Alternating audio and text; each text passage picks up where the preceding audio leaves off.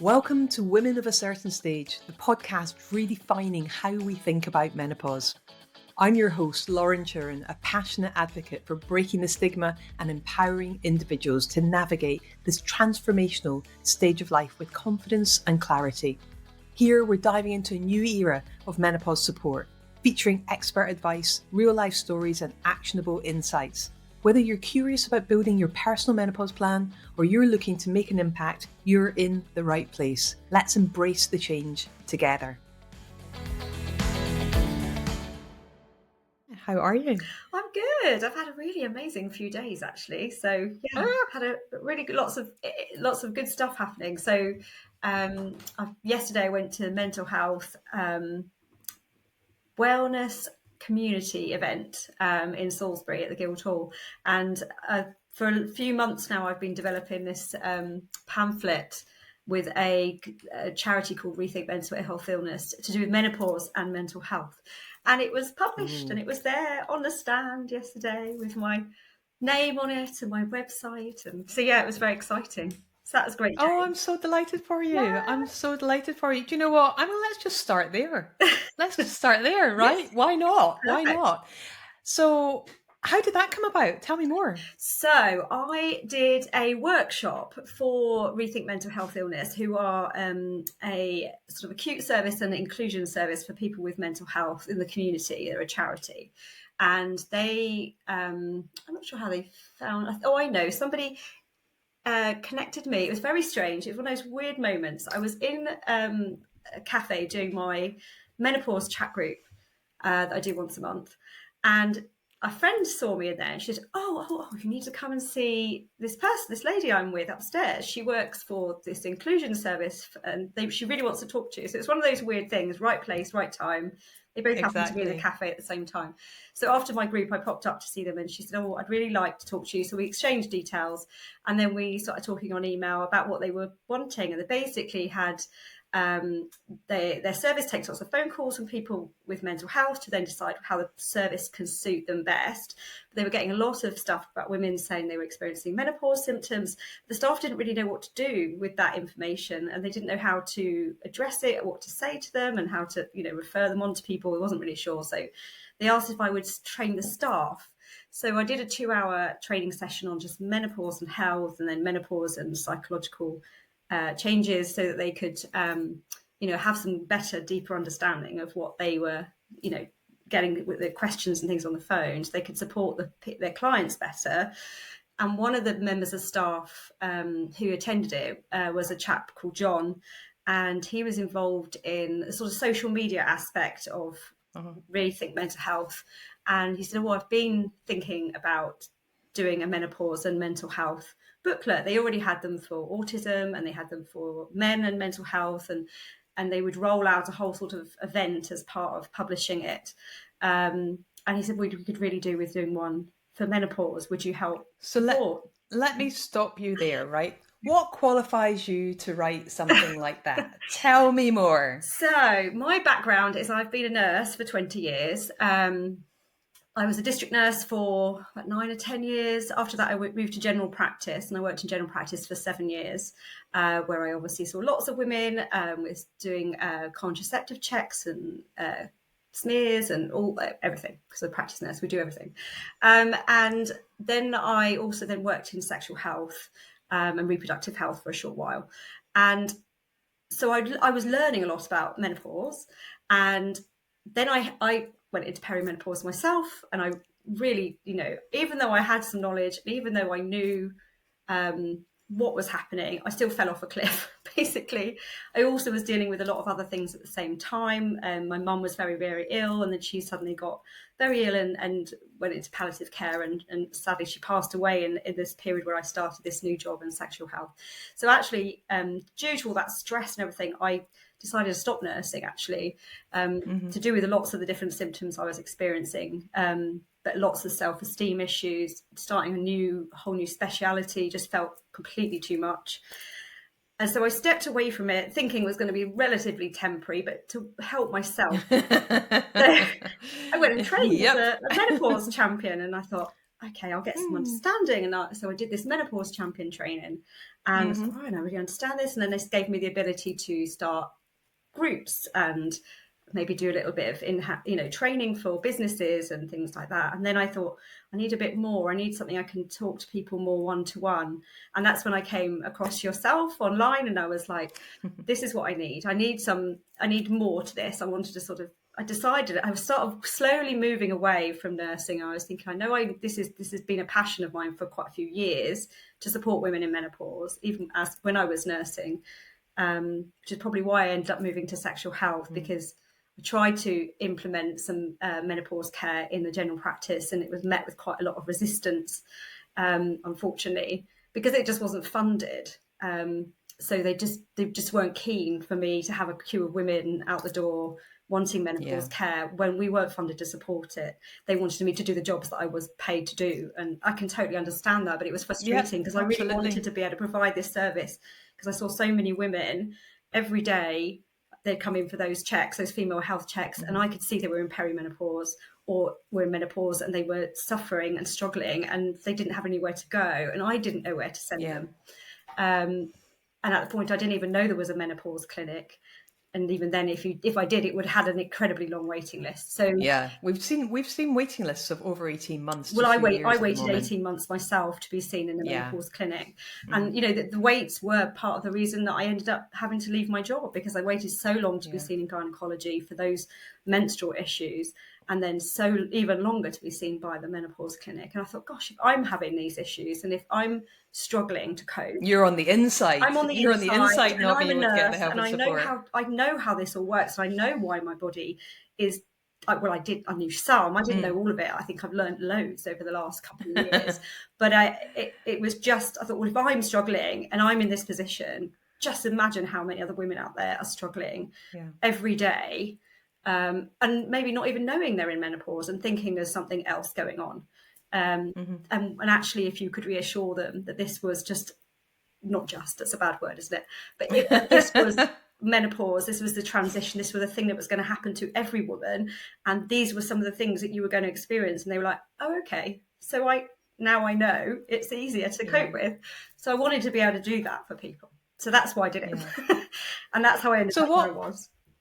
Yeah, so I mean, we've had a lot of nurses come through the Menopause Coach diploma. It's interesting because it wasn't a group of people that I imagined I would be training, and back in the early days, I had been invited to do talks for doctors, and that always really blew me away, because I was like, why would I be someone to go and talk about menopause? But it just demonstrated the lack of knowledge and the lack of training doctors had. Obviously, I'm not getting into the medical side. I'm not talking about contraindications or specific prescriptions or anything like that.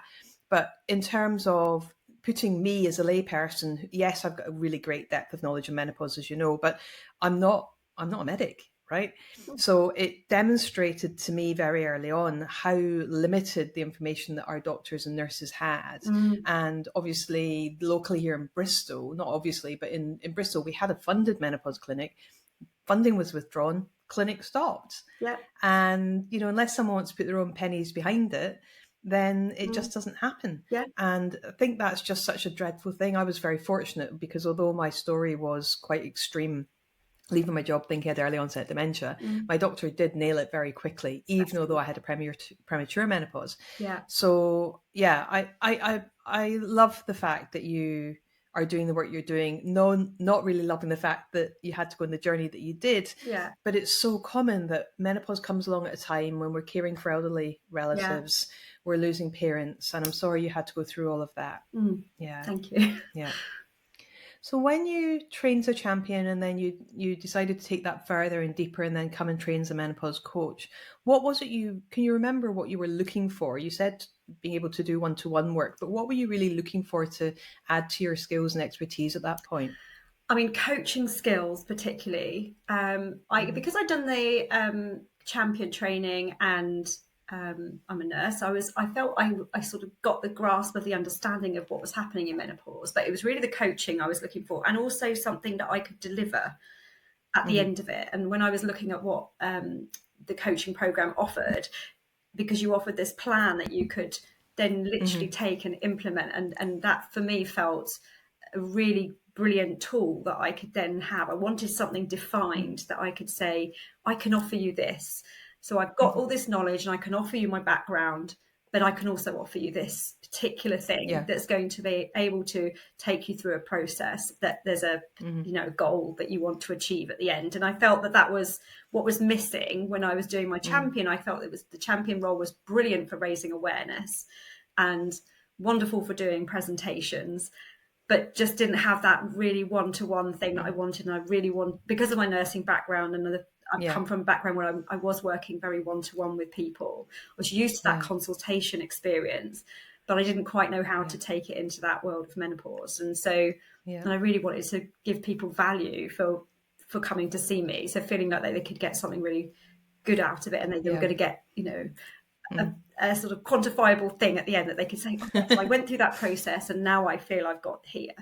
And that's what was important to me. And it was actually seeing a nurse on LinkedIn, I think, who had gone through the process. She was the one that really sort of tipped me over to the yes. And talking to yourself, I think we had a conversation, and I was like, I just knew then, I was like, I needed those last few bits to kind of really seal it for me to go, this is definitely the right course for me.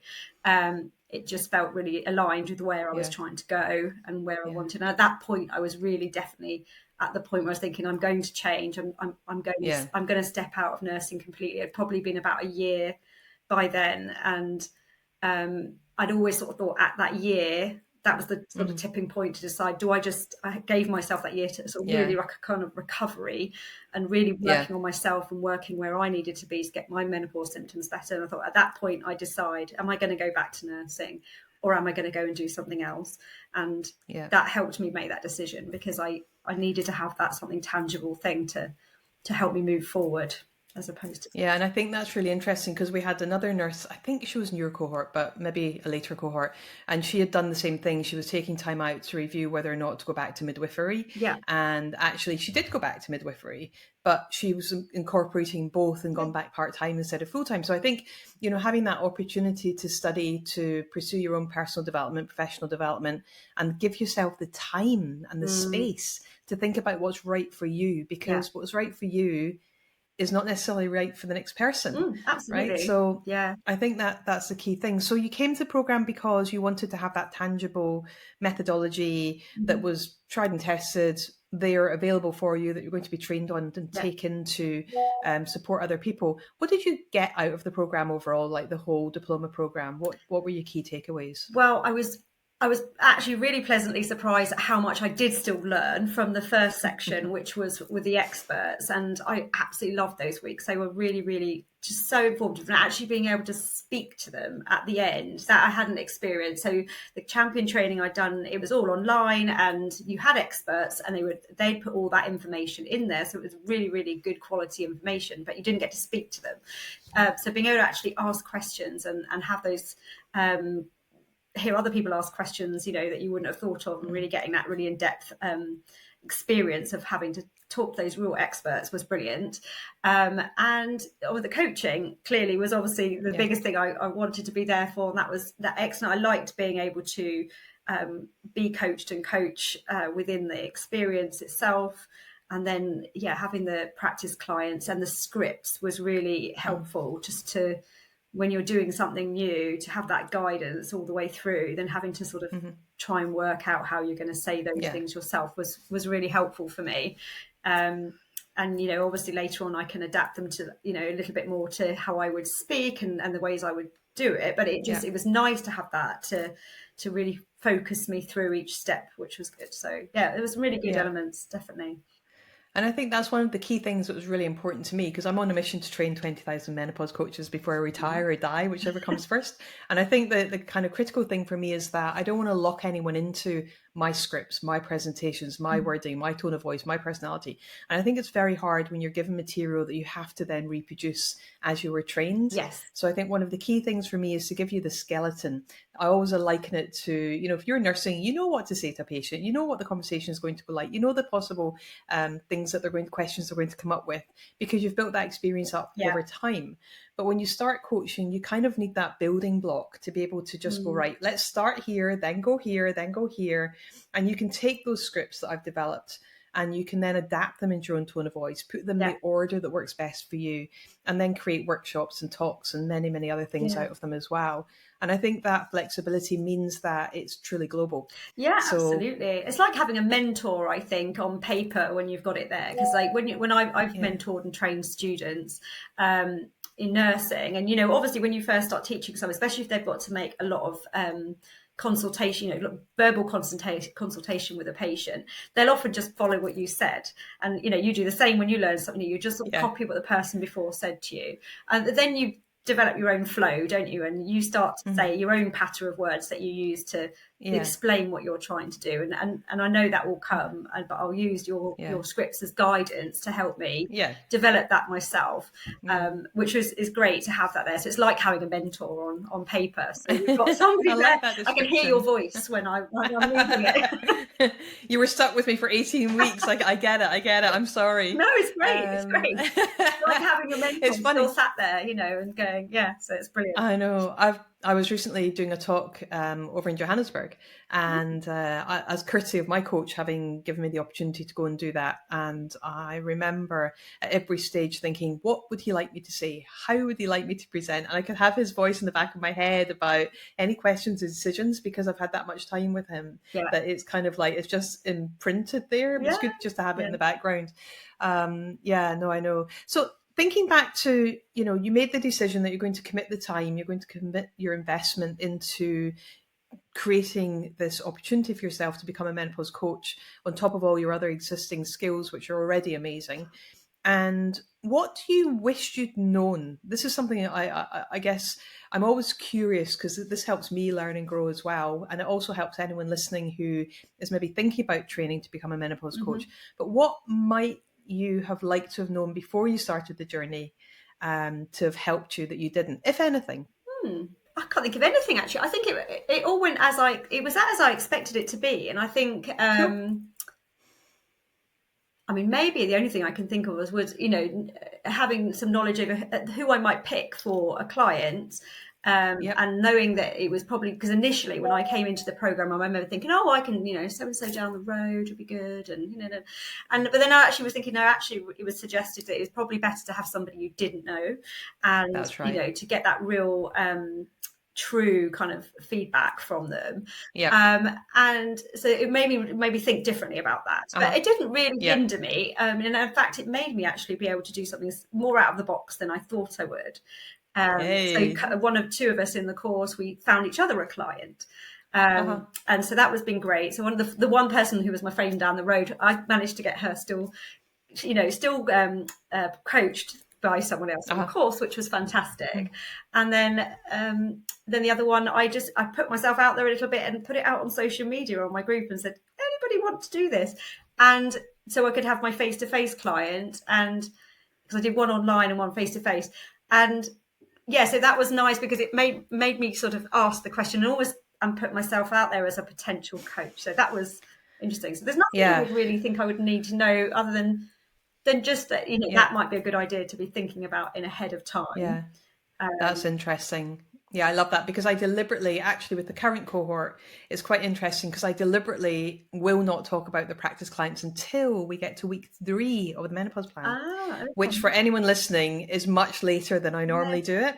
Because I want them to be focused on the program and not worrying about the practice clients. So we've actually just tweaked that a little bit. So it's interesting.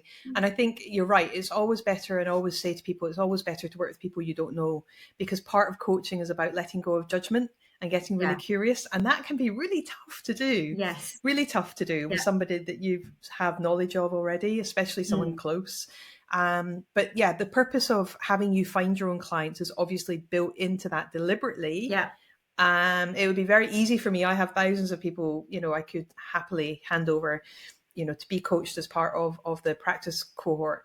However, making the opportunity available for you to go out and find your own people means that by the time you finish the program, you've done it. You've already done it once. You've already put yourself out there and found at least one or two people. And I've got a great bonus from that one, because the client who that somebody in the cohort recommended to me, and so we arranged. She then recommended me to somebody she knew, and I just did a presentation for somebody in a school as a result, and completely the other end of the country from me. So that was, I wouldn't have got that opportunity if I hadn't done that. So yeah, it's interesting how things come about after you do these things as well. Yeah, and it's, we all have different backgrounds. I was just thinking about one of my earlier cohorts was also a nurse, and she went into occupational health.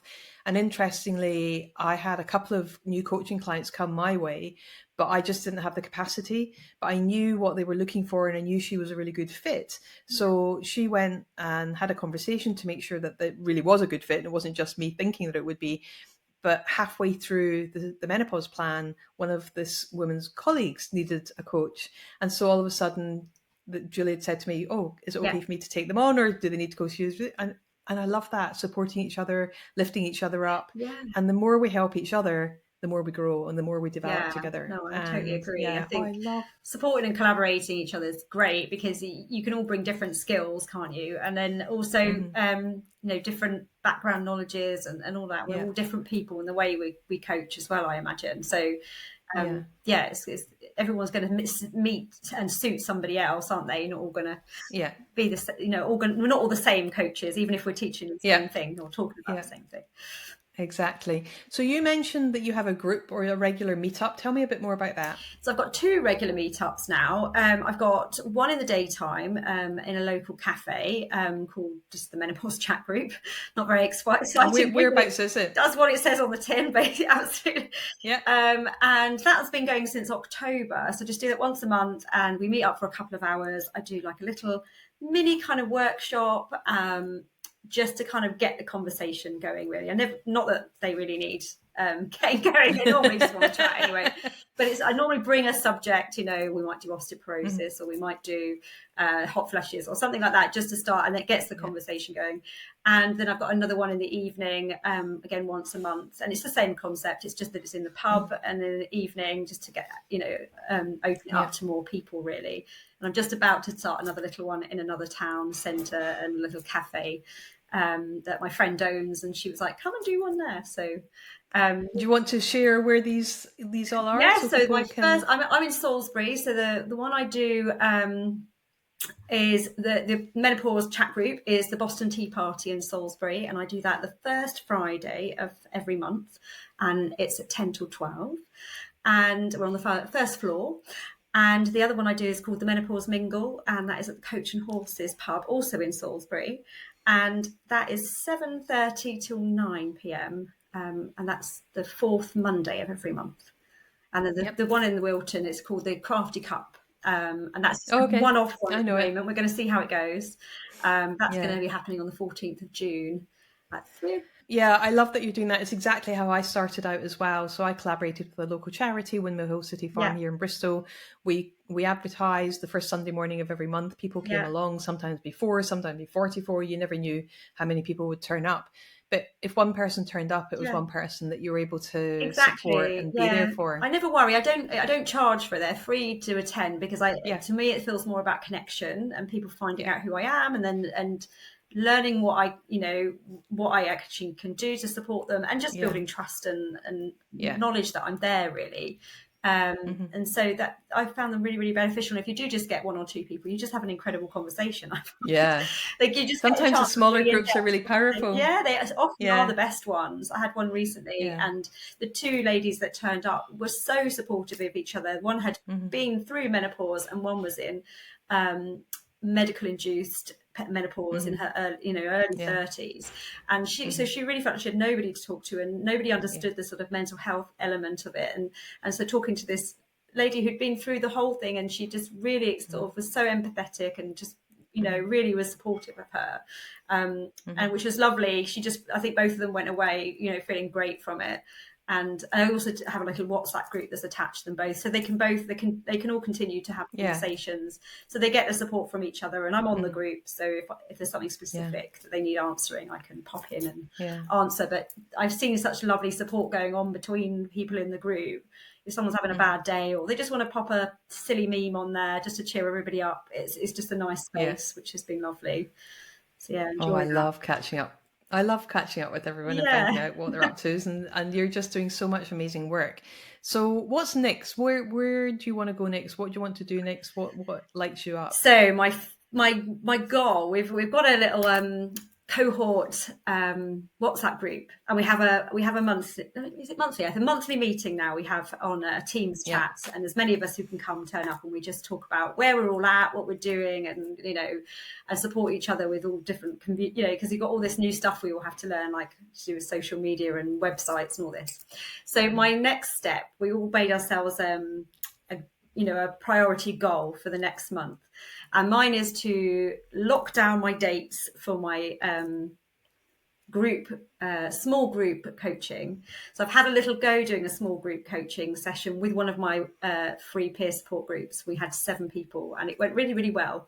So I just tried out the decluttering one with them. I sort of felt quite a good one as an isolated one, and sort of relevant to more things than just menopause. It could be for anything. So I thought, right, that will be a good one. And it was really, really powerful. And a lot of people did it a lot, even with that one session on its own. So I thought, I can definitely deliver this in a group session. It felt comfortable. So I thought, I'm going to do it. I've managed to locate a venue, which was going to allow me to use their space for free, which is amazing. Even though I want to do it for 8 weeks. So that's good. And then, just find the date, set the dates, put it out there and get some people booked on. And my aim is to do minimum of 4 people, ideally, and then maximum of 8, no more than 8, because I want it to feel quite, intimate and for everybody able to have a speak and things. And that, that's my goal, is to get that booked so I can say that's definitely going ahead, and really just trying to get some one-to-one clients going as well. So I've done quite a lot of social media posts, and I've got my website finished. So that's what's your website name? It's called Unmenopause. It's unmenopause.co.uk. So that's now live. Great. My sister is an amazing photographer and designer of websites, so she's been really helpful. She's made it look beautiful.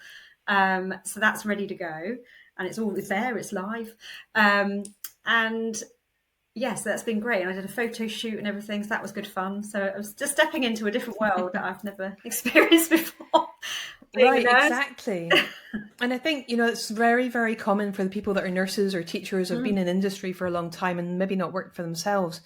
You come to me and you learn to be a menopause coach. We give you the business building basics. Obviously, you're being lined up with Chris on that side of everything. But it's as much or as little as you want to do. And as you found out, you don't need a website to be able to get yourself up and running. What you need to do is communicate with people, talk to people, and let them know that you're available for this work. And the website can come when it's ready. And I often say to people, don't worry about websites and logos and business cards, because they'll happen when they're ready to happen. I mean, I'm lucky going out. Because I've got my sister, but I had to get it ready for this mental health and menopause leaflet that was going out because they needed it on that. So I was like, right, it gave me a goal, it made me get it done. And it made me think about my pricing and doing all of that. I was like, right, just get it done.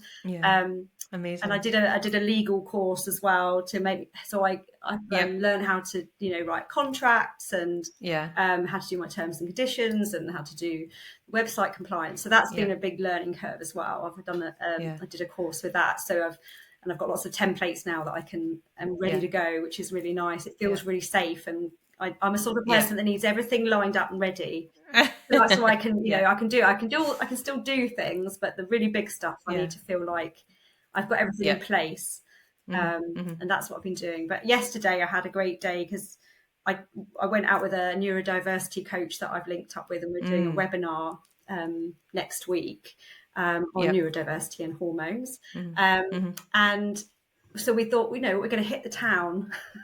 And so we went out with a whole load of leaflets because we thought it's market day and we were going to this mental health wellness community event together anyway. So we thought, right, let's get out there. And so we went to cafes and hairdressers and any business we could find that had a notice board, spoke to people and just handed these leaflets out, and it was so lovely. Both of us said how wonderful it was to just go and talk to people and get that actual face-to-face feedback, because everything we do is so much online. You post out your things and then, maybe 1 or 2 people like it and you think, oh, I'm not reaching anybody. But actually it was really interesting just talking how much people were interested. in what we were Yeah. doing. And even one person in the hairdresser, she said, "Oh, I've seen you on social media." So I was like, I "Yay, love it.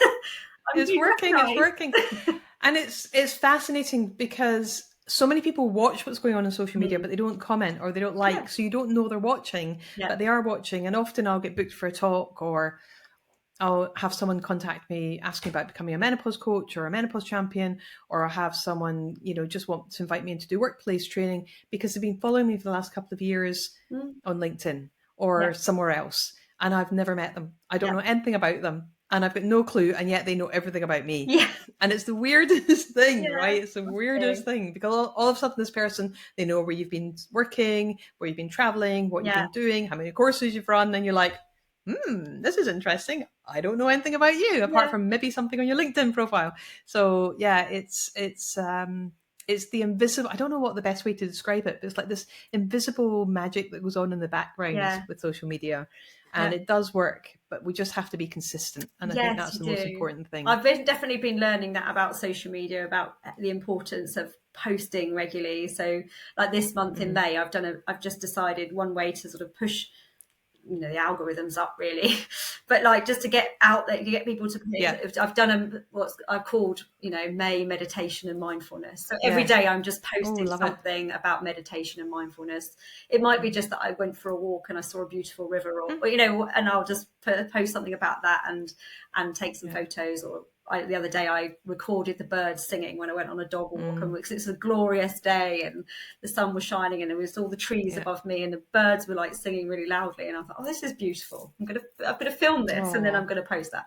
So it was just that engagement every day, and it does seem to help with the social media, and it's just like it's just nice. I always feel like your social media page, I was saying the other day to somebody, it was like a Tamagotchi, those things you've got you've got to nurture them and keep them alive. So if you don't actually post and do something with your Facebook page or your Instagram page or whatever, and you ignore it, your little Tamagotchi might die or go to sleep and stop doing anything. So you've got to keep giving it sort of nutrition and looking after it, and so that's what I'm trying to do is just make sure I'm engaging all the time with the group I've been developing over the last year. So that's amazing. I enjoy it as well. So well, you can just tell with your energy as you're talking about it as well. Clearly you love doing this type of work and helping people. It's in your DNA, right? I feel that you couldn't be a nurse. I went for nursing, and I could have just gone and worked in a cafe or something, but I knew this was something I needed to do. I have known about what I wanted to do menopause for, I would probably say about 5 years. But I just didn't. I even remember saying someone was trying to persuade me onto a course probably about 3 years ago, and I was like, I'm not there. I'm not in the space at the moment. But I think, I like to think a little bit like the universe kind of pushed me at some point. You're at the point where you have to stop and you have to change things. And I think perimenopause for me and the life changes that were happening just meant I had to take stock and go, it's okay to change your life and do something different. And I still have to tell myself that quite a lot, because sometimes I think, oh, I'm abandoning nursing, I should go back to nursing, but I gave them 20 years. So that's a good amount of time to give anybody. Number to end on, which is quite nice. But I think I'm always going to want to do that care, and always within my community. I've been a district nurse and then a practice nurse. I've always worked in the community, my local community, and I've always liked being part of that and feeling like I'm serving my community and I'm supporting the people around me. So it's really important for me. I think that what I'm trying to achieve is very much a local thing. I want to be able to support the people who I live with, the people around me.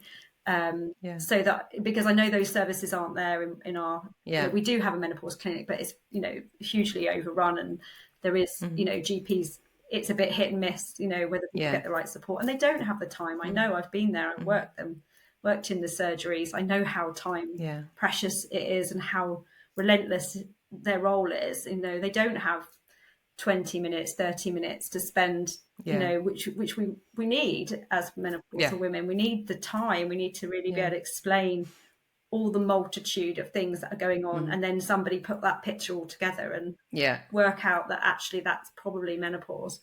But without having that time, it's really hard not to just say there's that issue and then there's that issue and then not connect the two together.